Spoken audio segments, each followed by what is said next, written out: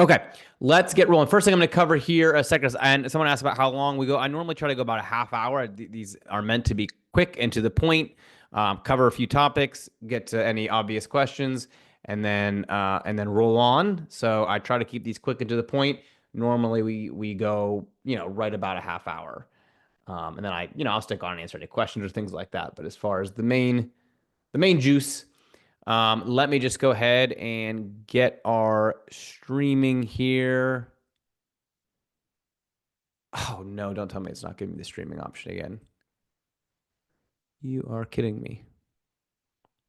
All right, well, I'll have to upload the recording because streaming is not working.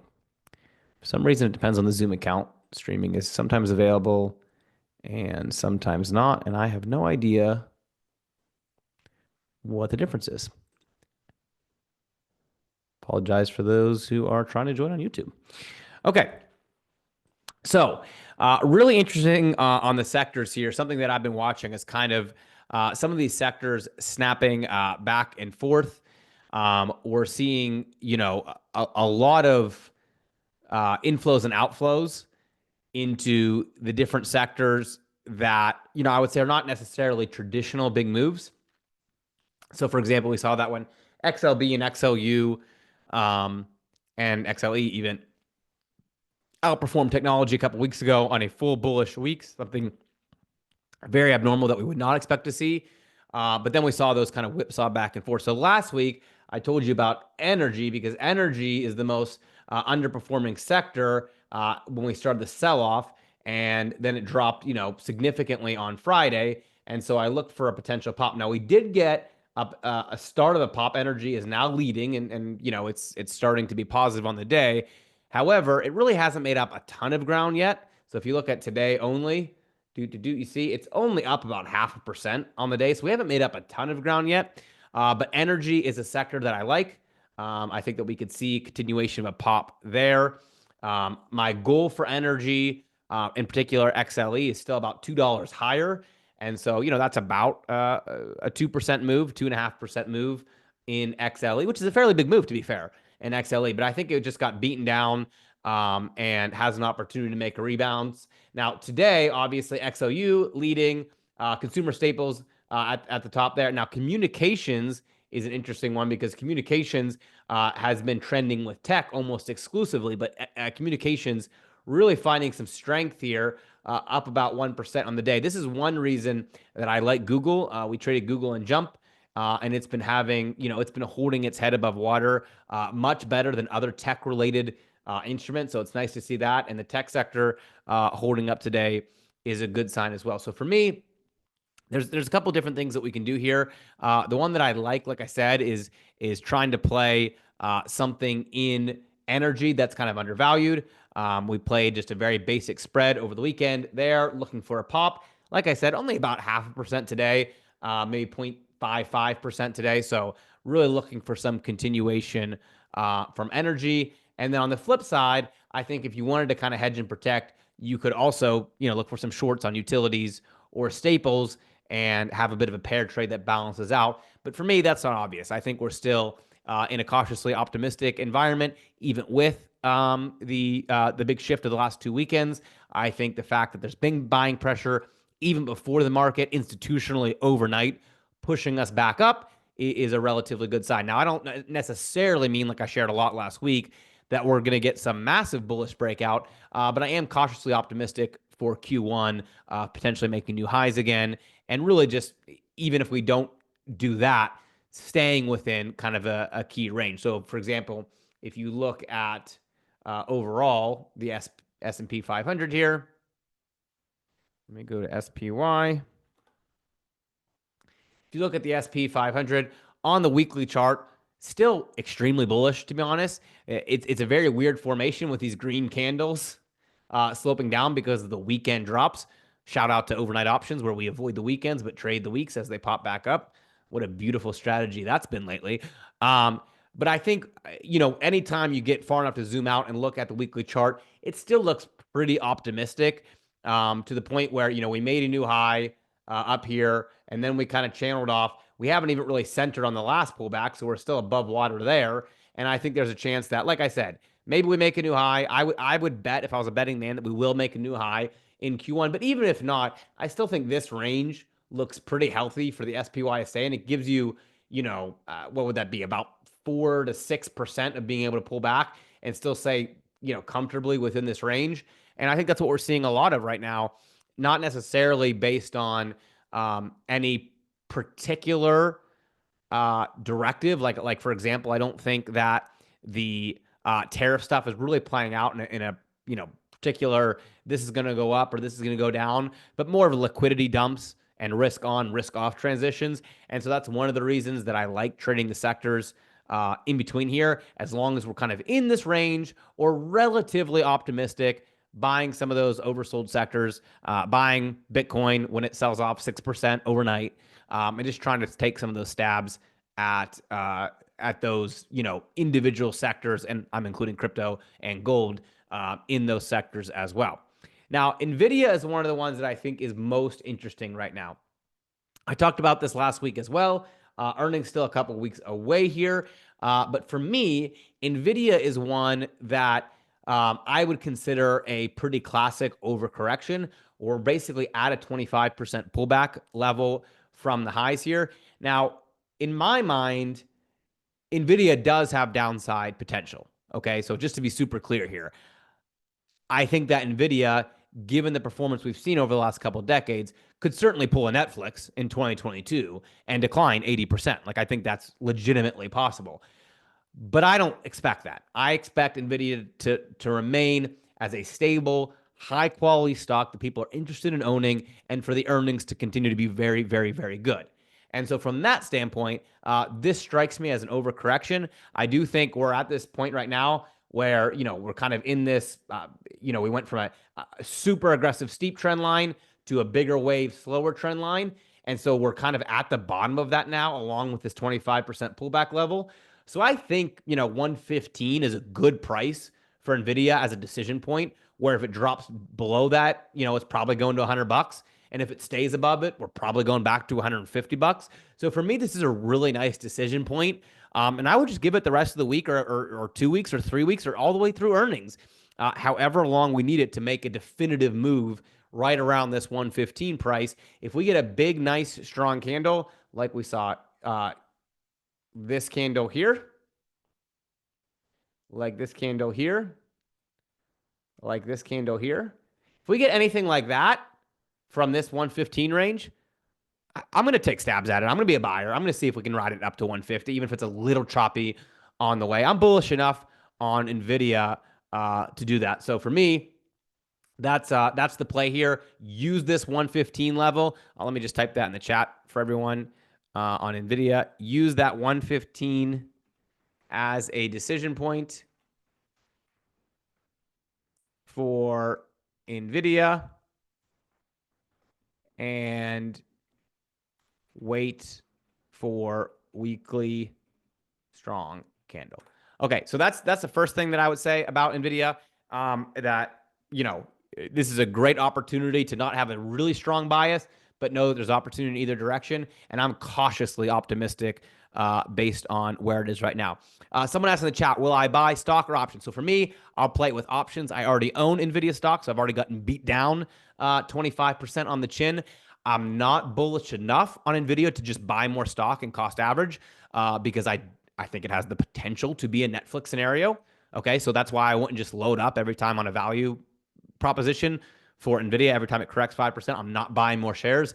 I have a certain number of shares. I'm holding those shares. I'm hoping that Nvidia goes back to $500 a share by 2030, and I'm holding those shares for that case. But I'm not cost averaging in. However, I am playing options. So I'm playing asymmetric opportunities. If we get a big strong week here, then I'll buy something, out into April. I'll buy something, kind of conservative, right around the midpoint. If I'm targeting 150, I'll buy $120 calls, for example. Not crazy, not totally, 3,000% asymmetric, but asymmetric enough that if I risk $5,000, I have the opportunity to make $20,000 if Nvidia puts together 4 big weeks.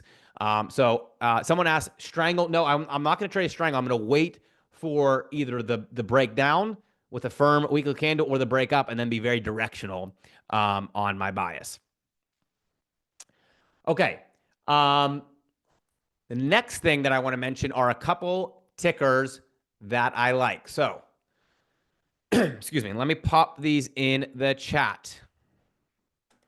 Okay. Couple things I like. Meta's the first one. Right now, I think Meta is the best Mag 7 stock in the biz. Apple is my favorite if you're talking about 10-year periods, but if you're talking about 1-year period, Meta all the way right now. Zuck has got himself on the right side of most of these equations, it would seem. He has paired up with the right people. He started the R&D process on the AI stuff really early. And obviously, Meta is incredibly well positioned for anything, AI related. I think, for example, I like Google, but if you compare Google, Google has some weak spots, not least of which is as a search engine. Once everyone starts using AI as its search engine, how much value does Google lose? Now, again, Google has done a great job of diversifying. I'm still bullish on Google. In fact, we have a long trade on Google right now. But I think Google has a lot more risk than Meta or Apple or Nvidia as it relates to AI. And so Meta is my favorite Mag 7. I talked about it going back at the very beginning of the year. I wish I would have taken some nice out of the money options down here at the beginning of the year on that original sell-off. I didn't. I maybe took 1 or 2 plays on Meta, but not nearly enough to ride up this last $100. And so for me, really simple here on Meta in terms of the game plan. Buy on pullbacks. That's what I'm doing. You can see how short and stout the pullbacks on Meta have been relative to the other Mag 7. Again, that's not a 10-year play for me, but as a 1-year play, I really like Meta's positioning. Also, keep in mind, really important in my mind, Meta is a much smaller market cap than some of its competitors. Okay, so if we actually just look here at some of these stocks, and you take a look at market cap, you can see here Amazon 2.5 trillion, Google 2.5 trillion, and then Meta 1.7 trillion. Obviously, Apple's not on this list, but another $3 trillion. So Meta has about $1 trillion of market cap to catch up to Google, Amazon, and Apple. So obviously, for me, well, and Nvidia is now past it as well. But for me, that room, that $1 trillion of market cap to the upside is another reason that Meta is interesting. Again, not as a 10-year play, but as a 1 to 2 year play. So Meta is my top pick right now from a directional standpoint. Some retail that I've been on for the last year, and we'll keep trading. Walmart, absolute monster. For those of you who were with me when I called Walmart as a top stock at the beginning of 2024, I'll be honest, I didn't think that this is what I had. I thought it would be great stock. I didn't think from the beginning of 2024 we'd see it go 100% in 13 months. But Walmart has continued to be just an incredible stock. And speaking of market cap, it's only 25% the market cap of Amazon. And I personally believe that Walmart is the better stock of Amazon and Walmart. I think Walmart's the better retail stock. I know I'm going to get in big trouble if anyone hears, but I've been saying that now, really actually going all the way back to 2023, and still am a believer in Walmart. Again, same kind of things, very directional here, looking to trade any pullbacks, anything that's even remotely 4, 6, 8% corrections are obvious buying opportunities for me on Walmart. Now, Costco's the same thing, just with a little bit larger swings, but still same idea. Costco now lagging behind Walmart. It was ahead of Walmart early in the year, but has now been lagging behind Walmart. And it's because, the corrections have been a little bit steeper and the continuations have been a little bit slower, but I still like Costco. Costco's a great one to trade with debit spreads because it's a high dollar stock. And so you can get some of those disproportionate risk rewards easily with Costco. For example, it's $1,000 stock. You could trade, $1,000.20 strike price debit spread. What does that mean? It means you'd sell $1,000.20 call, buy $1,010 call. And because it's a $20 move, you get a little extra bang for your buck, even though a $20 move is a 0.2. I mean, it's just a tiny move for a 2% move for Costco, and Costco moves 2%, every day essentially. So for me, Costco, really nice opportunity to trade both directionally, but also just structurally from using debit spreads and the way that you can trade some of these high dollar stocks, which I really like to do. Financials, Visa, MasterCard, Bing ripping. I've been talking about financials as well. I think the financial group has backed Trump. They've been very optimistic, and we are seeing that in the stock price. MasterCard, not quite as aggressive as Visa in terms of the upside, but still making all-time highs more weeks than not over the last year, and been a really good stock. So still bullish on financials. If you want to trade financials directly, just trade XLF. Okay, XLF looking to make a break. I think it's a great opportunity to trade it. If it breaks above this $52 high, XLF for me, easy opportunity to trade on a $52 break to new highs. As a matter of fact, I'll write that one down for you in the chat. XLF equals buy on break above $52 weekly close. Again, for me, I'd basically just trade this like I trade most of my stuff. Simple debit spread, $52, $53 debit spread. It would trade it for over 100% gain if it makes that move within 2 weeks. So a pretty straightforward opportunity there. Okay, some higher risk trades, some of the cocaine tickers, as we like to say. So we got Palantir. I mean, obviously, been an absolute rocket since, even going back before 2024, but it's certainly in 2024, started as a $16 stock, hit $83. Just an absolute crazy stock. Now, the thing that I think that's interesting about Palantir is people are calling it overextended. Well, it probably is. I mean, it has gone up 500%, but they're kind of ignoring the fact that we made this deep correction. We're just getting to new highs right now.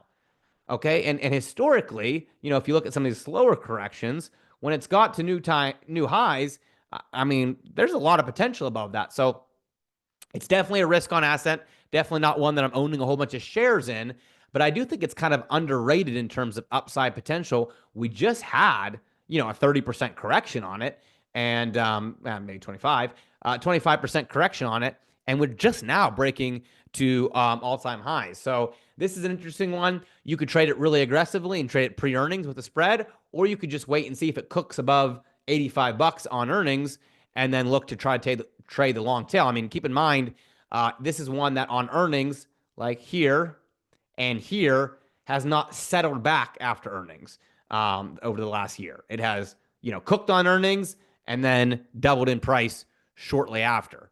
So take that for what you will, but this is not a stock that, beats earnings, jumps 10%, and then settles back down into a comfortable area. Over the last year, it has, beat earnings and then continued with a massive tailwind behind it. So again, very high risk, obviously, risk on asset. Interestingly, more stable than some of the other risk on assets, which I find amazing about Palantir, considering it's up 500%. But still a stock that I think if you're just trading the pure bullish upside opportunity, this is one that you kind of have to have on your list. All right, GILD. And by the way, there's a couple of these that are biotech science related that I think are interesting. This one making all-time highs, which is one of the reasons that it's on my list right now. Again, risk on asset, had a pretty monster return in 2024 on the second half of the year after a pretty ugly correction. So a lot different than, for example, Nvidia and Palantir and even Walmart and some of these other ones that just had an entire year of building. We actually didn't even get going until July on Gilead. And then it made a move in, just the second half of the year, up over 50%. But same thing, just cracking all-time highs here. So it's been, 4 months since we've been at all-time highs. This is not just an overloaded, overbaked trade. So just an interesting one that I think makes sense to be on the list on more of the risk on.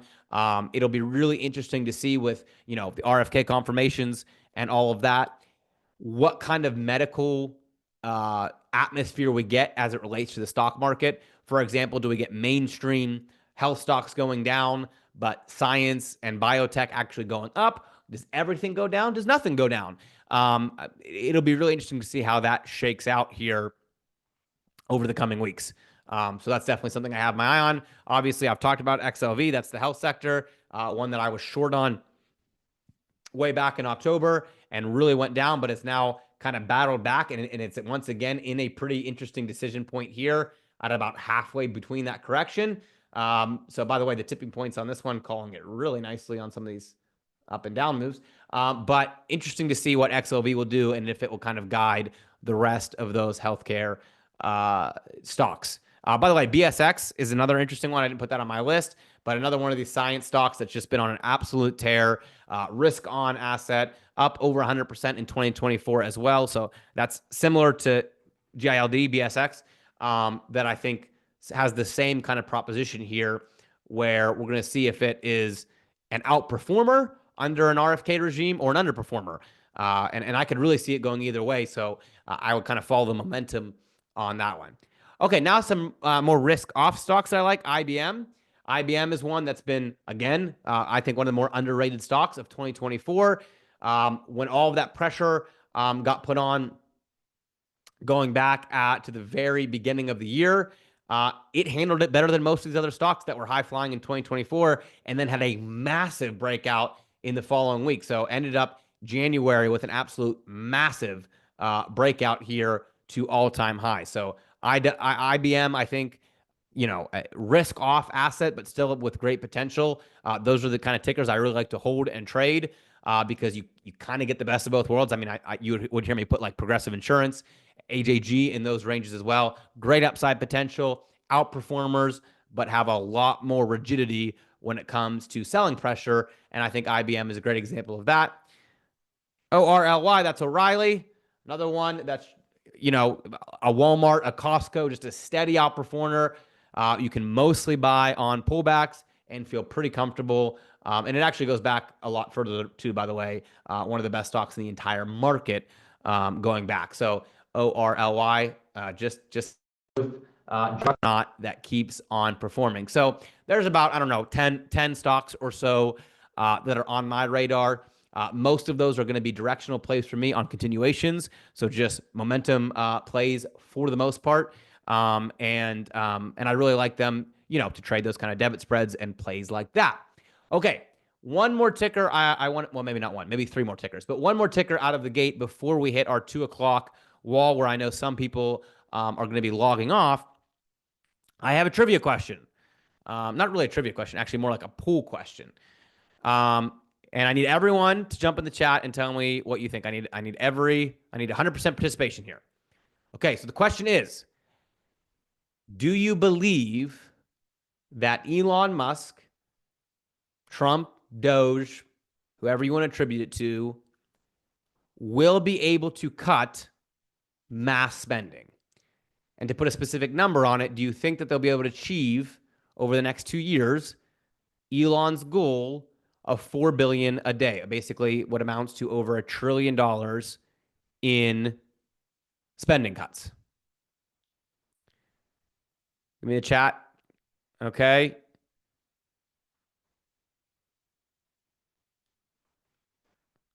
All right. We got some. Scott says no. Barbara says no. Michael says yes. Jim says no. Wendy says yes. Catan says no. Robert says no. Bob, yes. Ken, yes. Fox, yes. Barry, yes.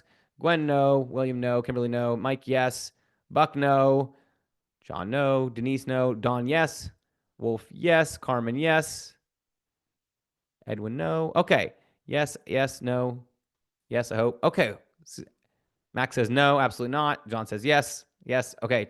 I think we are about maybe 60% yes. Maybe 60-40 yes. Okay.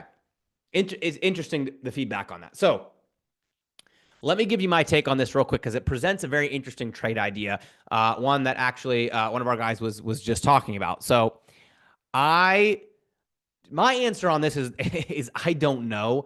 I am hesitant to bet against Elon on this because of what he's done in Twitter and other places where he's not just a big idea guy. He's definitely a cut guy.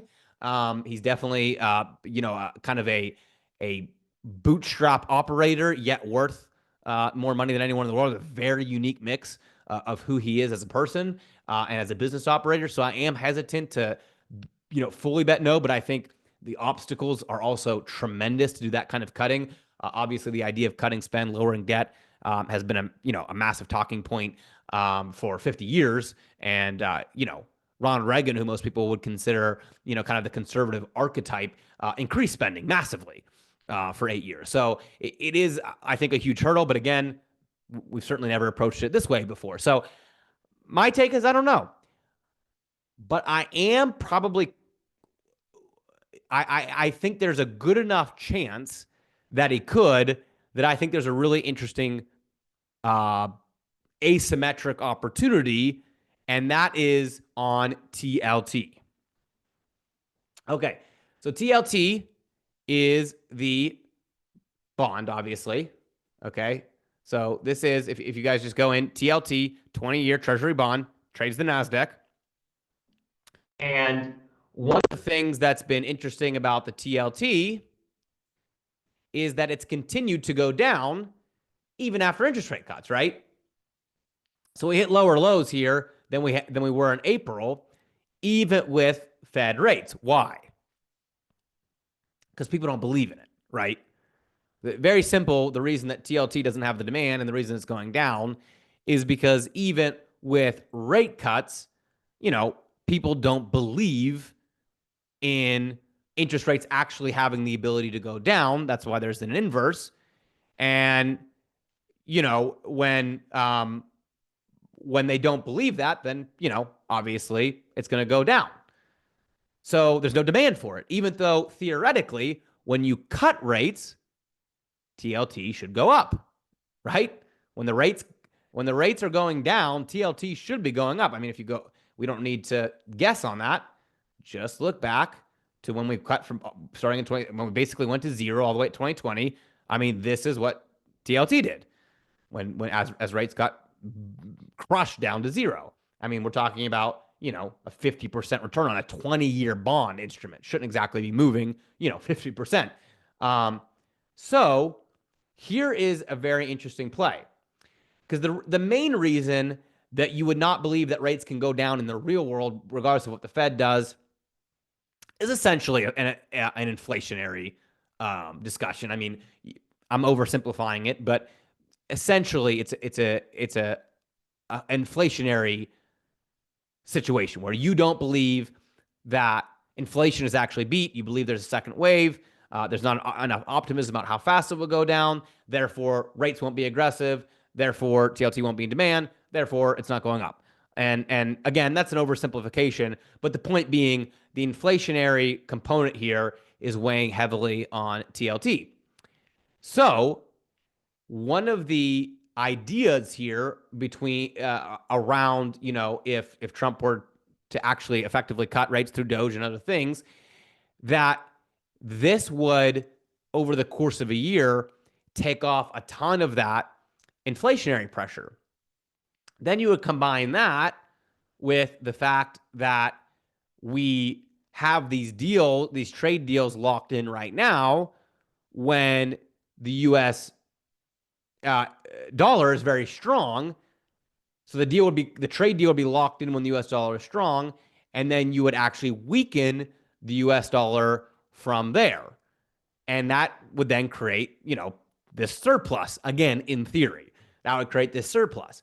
And so if you cut spending and got this big trade surplus, then the optimism, almost certainly, again, big if, but if you got that, the optimism around 20-year bonds, especially relative to where they're beaten down right now, would be pretty dramatic. I'm not necessarily saying that you go from 2017 to 2020 levels where interest rates went to zero, but you don't really need that for a pretty big asymmetric opportunity.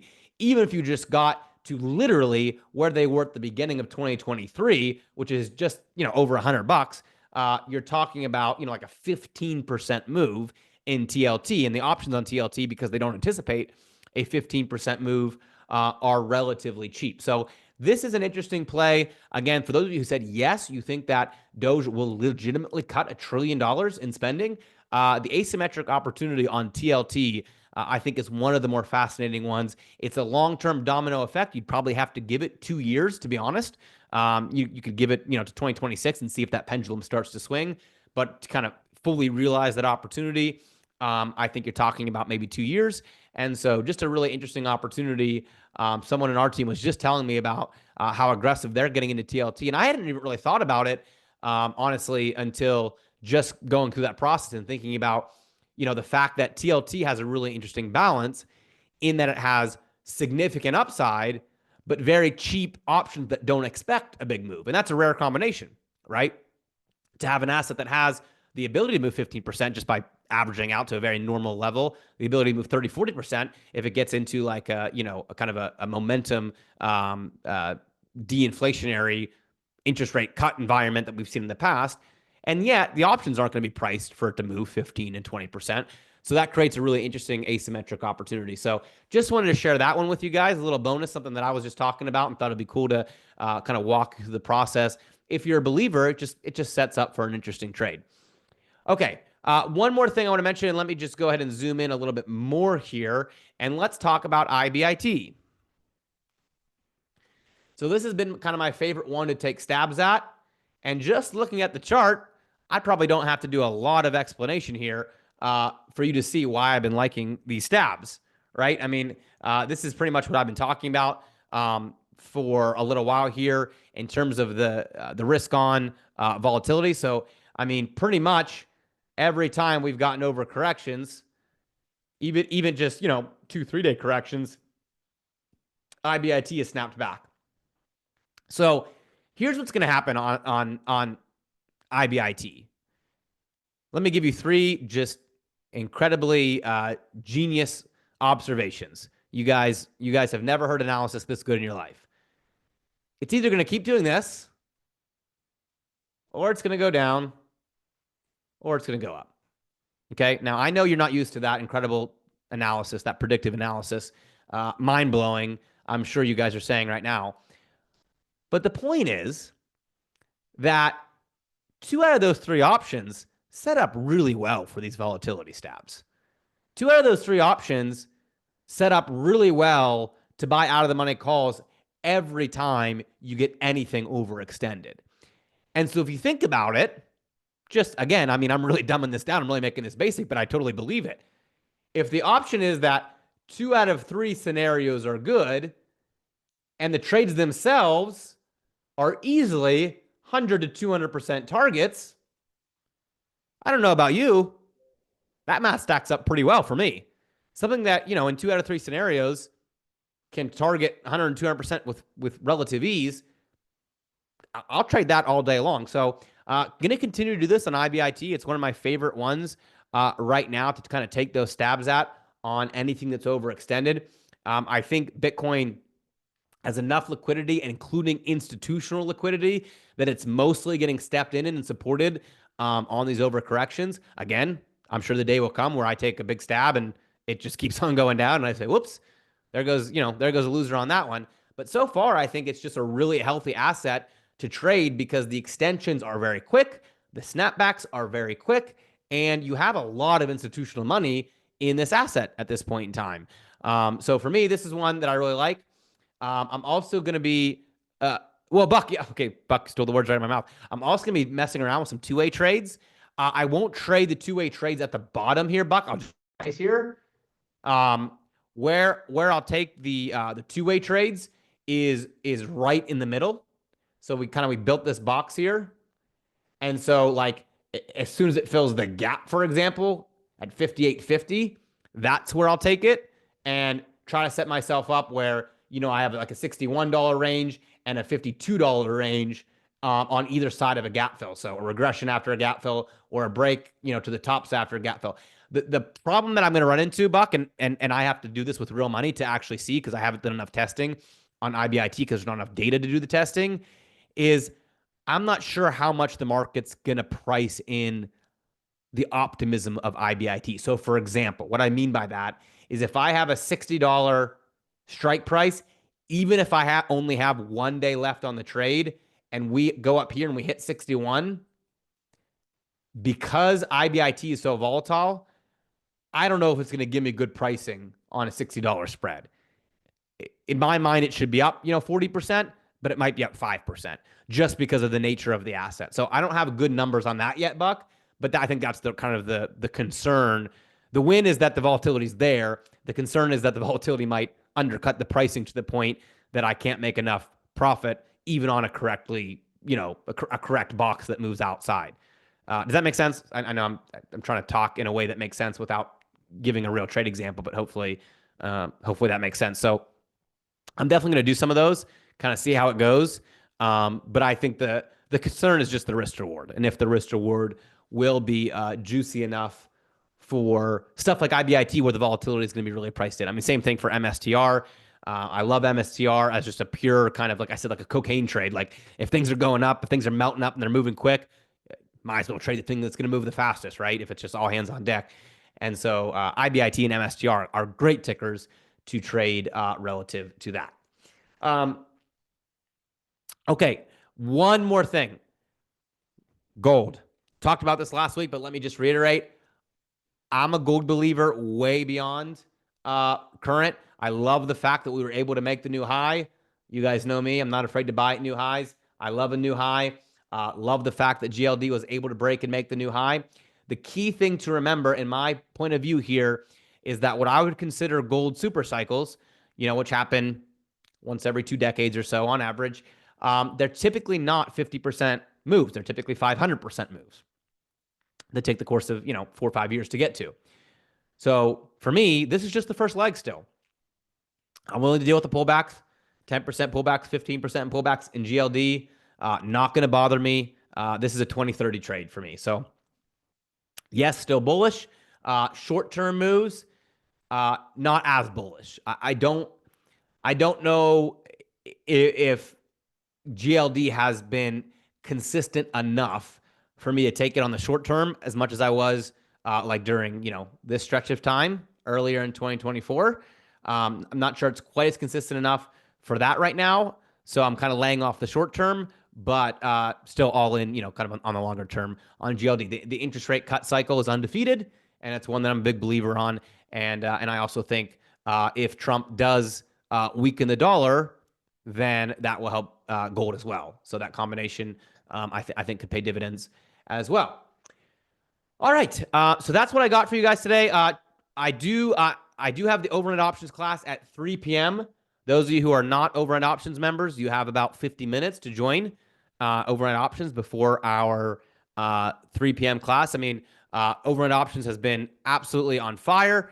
For those of you who are trading it with me, January has been awesome. And so if you're not in overnight options, then I highly recommend you get in there for 3 p.m. Again, just, shameless plug on my part there. But here's the track record, by the way, overnight options. Going back here, let me just go up to here and move this out of the way. Okay, so this is all of January that we're looking at right now. So starting January 2nd, 1, 2, 3, loser. 1, 2, 3, 4, 5, 6, 7, 8, loser. 1, 2. So 15 out of 17 in January. Pretty nice run. And the cool thing to note about January is that the average win is actually bigger. So 32, 35, 22, 29, 34, 21, 29. These are all bigger wins than the average win in overnight options, because typically we're only going for 15 to 18%. And 20% would normally be kind of the top end of overnight options. But we've been getting these bigger wins because of the volatility. So what happens is our win rate has actually dropped 1%, or at least like 0.75% over the last month. And yet our profit factor is continuing to go up, and our net profit is absolutely crushing. We just crossed $100,000 on our model portfolio in total profit. So I'm super pumped about that. Love that opportunity to take advantage of this extra volatility. We're going to do it live at 3 p.m. So literally in about 45 minutes, open up the room, go over Q&A, talk about the opportunity, and then trade it live. I'm doing something a little fun today where I'm going to trade with a small account, because one of the big questions I get is, can you trade overnight options with a small account? The answer is yes. I'm going to do a really tiny trade today with like a $500 account just to show you that it's all the same. Doesn't matter how big your account is. All the setup is the same. And even if you start just targeting $50 a day, you can do overnight options. So, by the way, if you want to get in on overnight options for our class, you can definitely do that. Here, I'll post a link right now. Prosperity Pub. Do.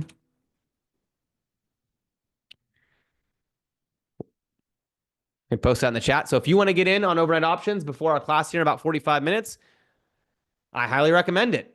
Like I said, 15 out of 17 trades and bigger winners that we've been going for. It's been a lot of fun, and really looking forward to trying to continue to take advantage. Lately, every time the market has been red, like we're seeing today, although not nearly as red as it started out, obviously, we've had these nice little bounces overnight, so hoping to get another one of those. But either way, I mean, the nice thing is, even if we kind of just get a shakeout day where it's up and down, most of the time we're still in really good shape for overnight options. That's why we win almost 90% of the time. And so looking forward to that class. Again, hope you join. If anyone has any other questions related to overnight options or anything else, I'll hang out for a couple more minutes before I jump off and get ready for our next class. Yes, Michelle, it will be recorded and posted in the members area for sure. Absolutely, yes.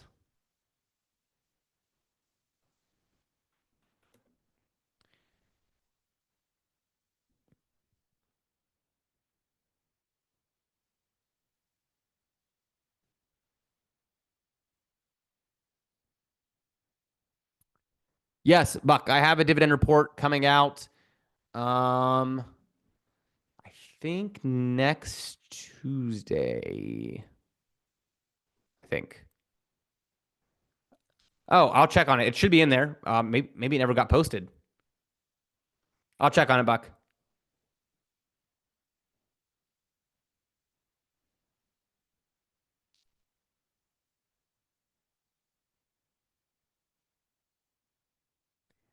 All right, Betty. This portfolio is based on doing 5,000 in each trade. So that's where this number comes from.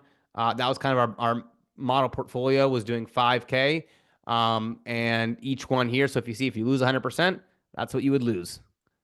But the cool thing is, people often are worried about those negative risk reward strategies.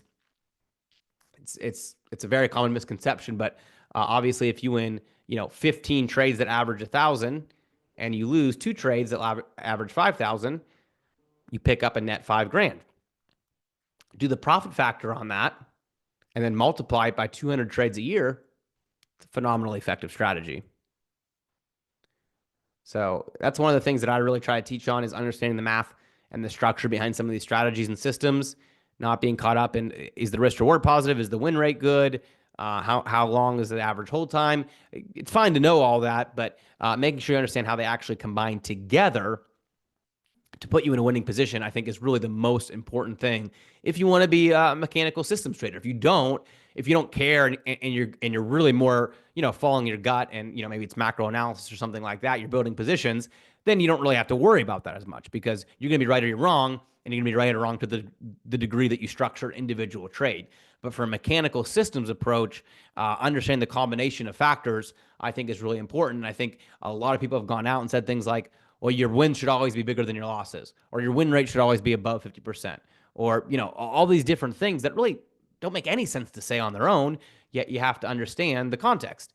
And so hopefully if you guys stick around and you see me develop strategies and trade my strategies live, you not only maybe get some winning trades and make some money, which I hope you do that, but also just kind of firm up your understanding of system building, mechanical trading, because for me, that's really what I want to go for long term. I want something that's mechanical in the sense that it's reliable regardless of market condition. That doesn't mean it doesn't have drawdowns in certain market conditions, but it means that I'm not having to change my frame of mind and then either be right or either be wrong to a massive degree. I'm just swinging the bat in a way that, I'm right or wrong within an expected amount. And I think that's, that for me is the best way to trade on the active trading side.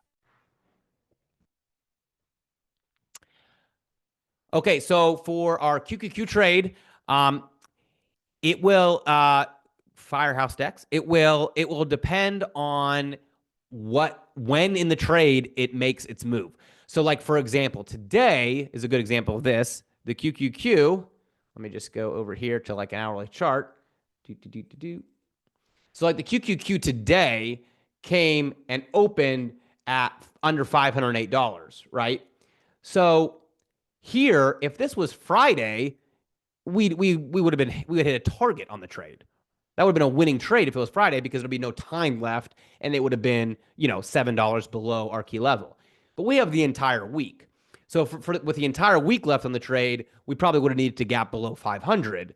And so it's relative to the amount of time. Now, the nice thing about our trade, obviously, is we build a base, we fill this gap, and then we grind up, up over 525.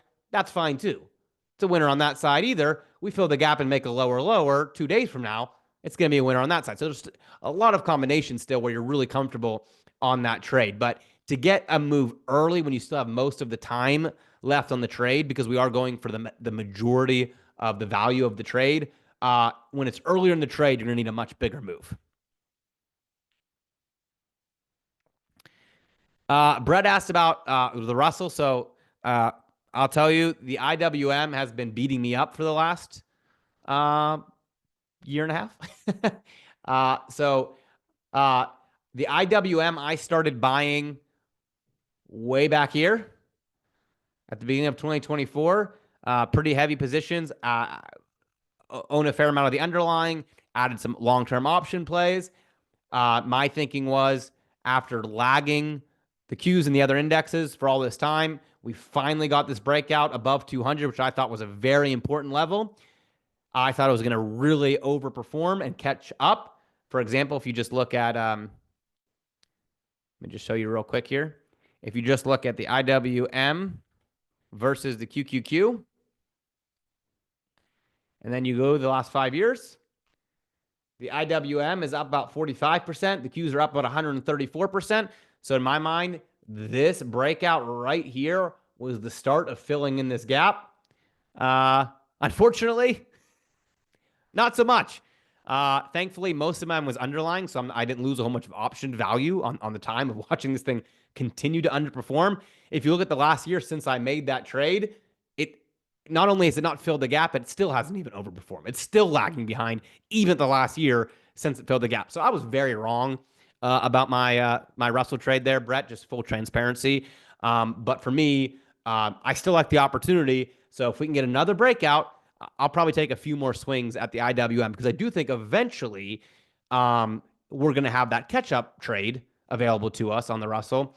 I'm hoping that, a deregulatory environment and things like that with the Trump administration will be a legitimate catalyst for IWM.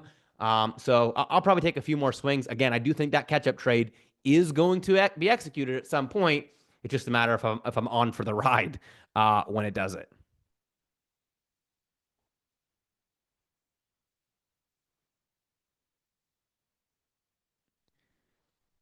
Yeah. Yep.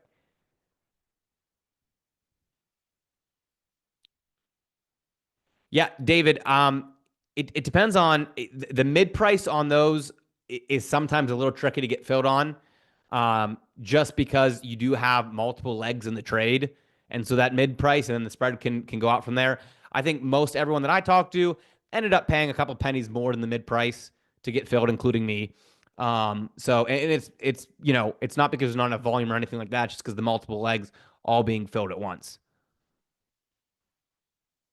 So in those situations, you can either go a dollar higher and get the good price, or pay 1 or 2 extra pennies and get filled. All right, folks. Well, thank you all for being here today. Appreciate you. I will see all of the Overnight Options members here in about 40 minutes. Thanks, everyone. Talk to you soon.